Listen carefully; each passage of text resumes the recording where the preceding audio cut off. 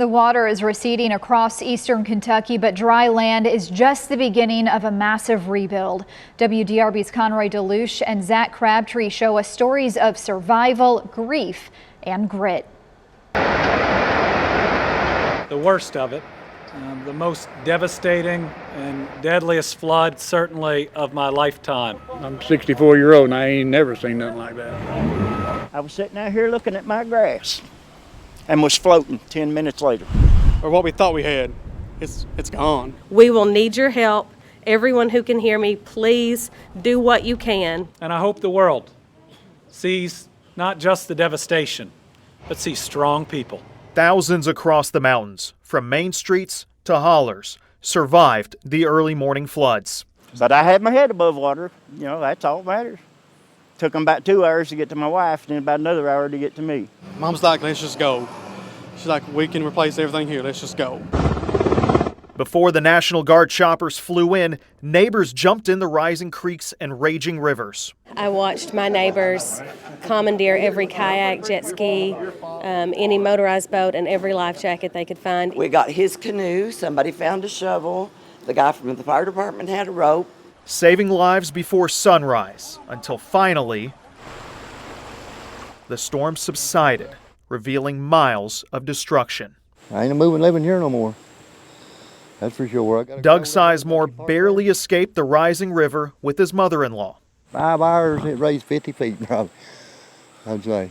Half his property on the hillside washed away, leaving behind a bunch of bricks and destroyed equipment. Oh, it worked for nothing, you know. Crazy. He returned alone to the home, where last year he found his wife dead in their living room. That nerve where we got married. I put that thing on her leg. I just ain't many pictures, I'd say.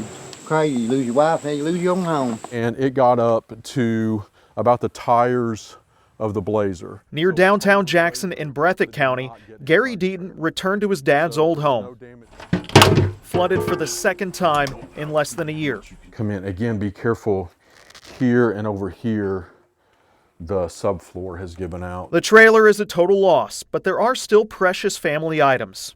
Pictures. My stepmother has some cookbooks that are up on the high shelf. Of course, this used to be my dad's chair. Homes, businesses, cars, schools destroyed. It's generational. My grandparents went here, my mother went here. Emanuela Thornsberry now works here, or did. Robinson Elementary in Perry County stood through floods in the past, but now 300 students, including her own kids, are left wondering what's next. So my daughter, I mean, you know, she's been going here since she was 4. So she is going to be 12 in December.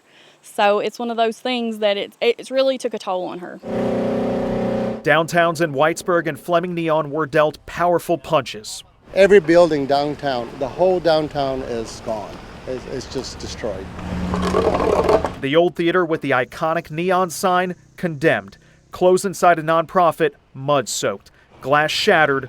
Cars at a body shop destroyed. Fleming Neon City Hall was not spared.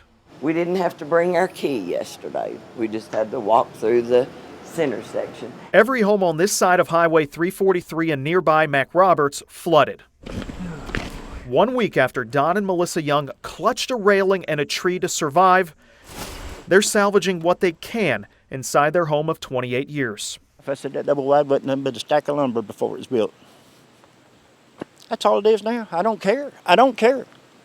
I'm alive. She's alive. Ed Southwood lost his home and his vehicles. The water inside his uncle's church almost went to the top of the crucifix, and the old school his parents bought. Third time it's flooded, and there's no hope of salvaging anything now. The high water that trapped him on the hill for 2 days without cell phone service is flooding his bridge once again. After I heard that people had died, everything I lost didn't mean a thing then.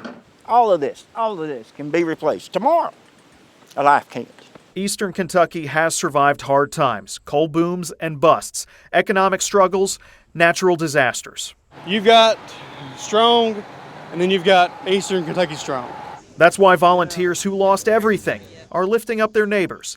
Kindness is coming through on every holler. We got you. And when it comes down to it, they're right there and they got you back. Make no mistake, we will find the resources and we will rebuild our little communities come hell or high water.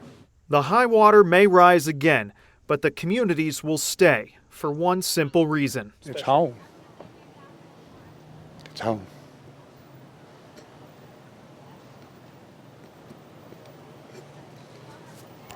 And they are determined to rebuild. In eastern Kentucky, Conroy DeLuche, WDRB News.